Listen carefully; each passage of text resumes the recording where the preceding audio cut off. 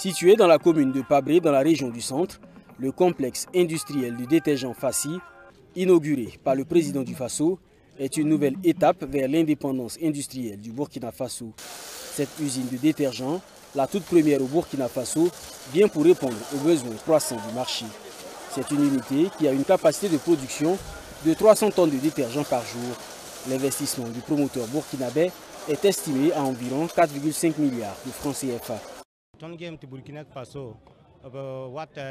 Nous nous sommes rendus compte que le marché burkinabé est inondé de détergents importés.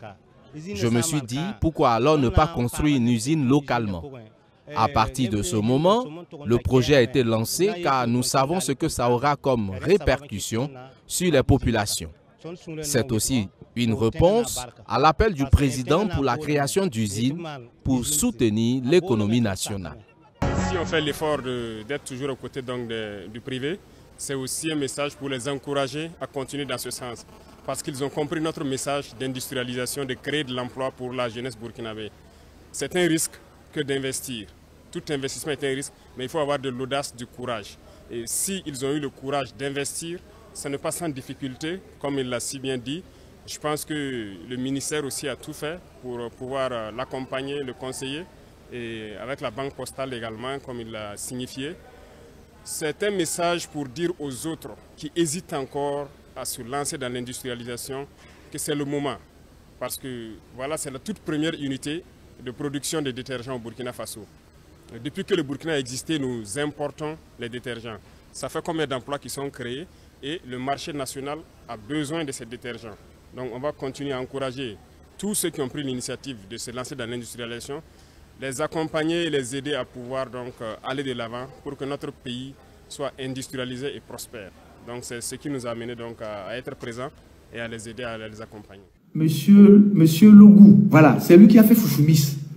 Voilà, ce compatriote qui a fait Foufoumis, monsieur Logou, il assemble les tracteurs. Il a fait des démonstrations. Si vous allez sur sa page, ils ont fait les démonstrations de la capacité de leur tracteur. Il fait l'assemblage de tracteurs. Si nous sommes des gens patriotes, ce monsieur qui a fait la technique, qui est très fort, qui a créé, qui fait l'assemblage de tracteurs au Togo, Logou Misom, voilà, l'État togolais, au lieu d'aller importer des tracteurs défectueux en Inde, au Sri Lanka, au Bangladesh, le Togo va créer une plateforme avec les universitaires qui sont à l'INSI. Ils vont mettre de l'argent à disposition de ce monsieur qui est un compatriote. On va lui dire, au bout d'une année, monsieur Logou, sortez-nous de votre atelier 100 tracteurs. Chaque année, sortez-nous 100 tracteurs. Et cet argent, ces milliards qui devaient servir à aller engraisser l'Inde, la Chine, je ne sais pas quoi, cet argent devait servir à booster la technologie au Togo et permettre à ce citoyen togolais qui, lui, a déjà fait l'expérience du tracteur, de produire des tracteurs pour les agriculteurs togolais. C'est comme ça qu'on a une vision de développement pour un pays. Ce monsieur a sorti ses tracteurs. Il a fait l'expérience. Il est allé dans les champs. Allez sur sa page Facebook, vous allez voir. Ce sont des tracteurs très efficaces. Il explique l'efficacité de ces tracteurs. C'est un Togolais. Il a fait le montage du tracteur. Pourquoi l'argent qu'on doit utiliser pour aller commander les tracteurs en Chine, je ne sais pas, au Japon, en Inde, on ne peut pas remettre ça à un Togolais qui a la technologie pour nous fabriquer des tracteurs et mettre ces tracteurs à la disposition de nos populations.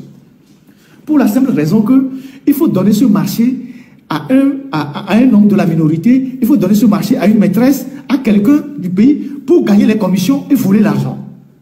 Conséquence, on a quelqu'un qui a la technologie, quelqu'un qui a l'expérience, quelqu'un qui a l'intelligence, qui peut fabriquer les tracteurs au Togo pour mettre ces tracteurs à la disposition de nos paysans, mais on refuse, on fait comme s'ils n'existent pas. On débloque 100 milliards, 150 milliards, 200 milliards, 40 milliards pour aller commander des tracteurs en Inde. Que nous avons besoin que notre pays change. Pas parce que nous en voulons à quelqu'un personnellement.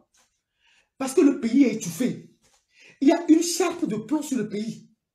On ne peut prendre aucune initiative au Togo aujourd'hui. Tu ne peux rien faire. Même que tu sois du NIR ou pas, tu ne peux rien faire aujourd'hui au Togo. Tu amènes des partenaires, ça ne passe pas. Tu amènes un projet, ça ne passera pas. Tu veux faire quelque chose, ça ne passera pas. Il y a des gens qui vivent aux États-Unis, qui vivent en Europe, qui ont voulu faire ne serait-ce que des forages dans leur village, ou ont voulu faire des petits projets dans leur village.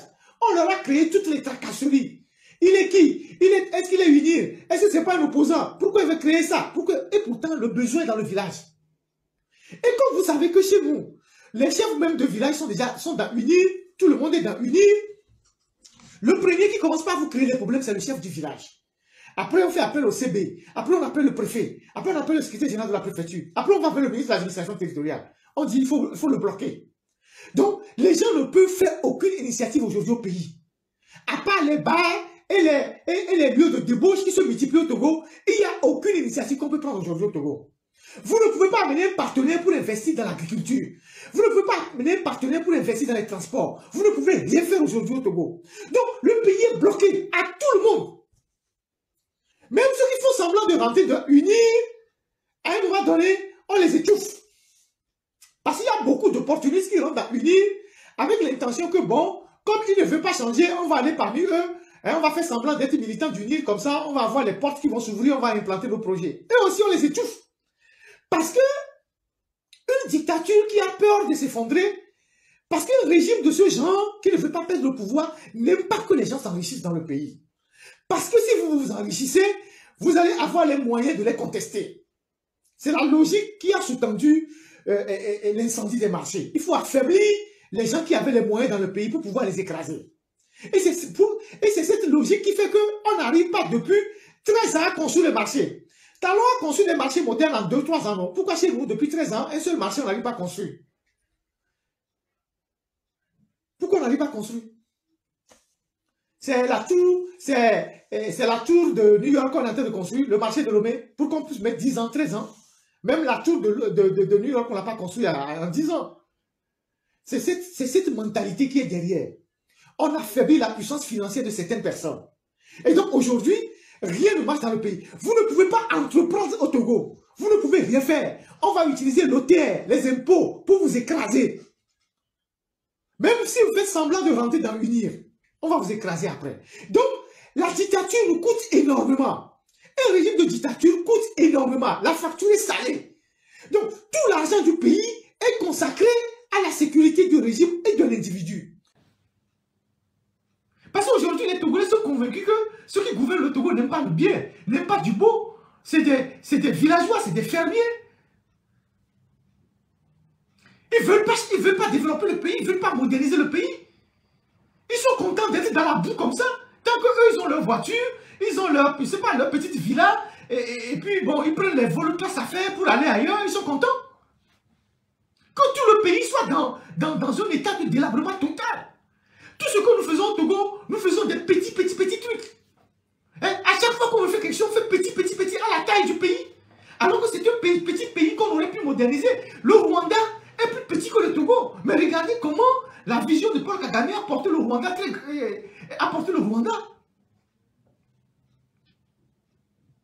Et quand on a des villageois qui gouvernent le pays, c'est comme ça. C'est comme ça.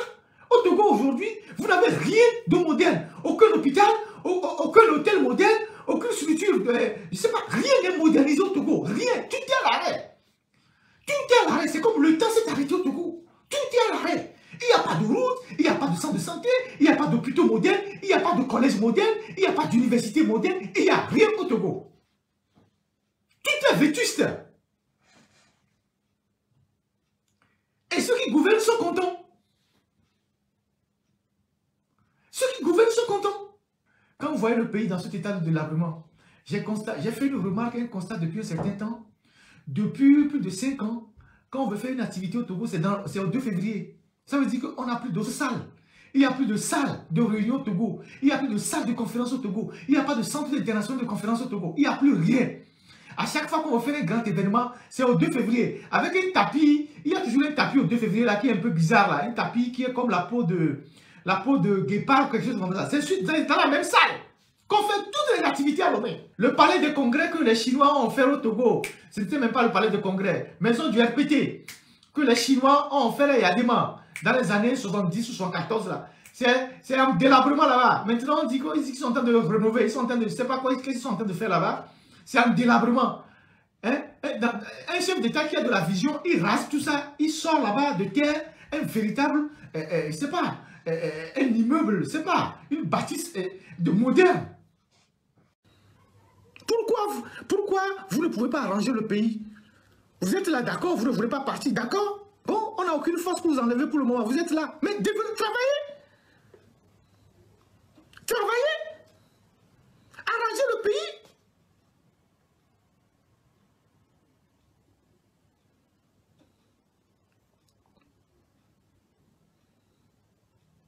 C'est quoi ces histoires-là?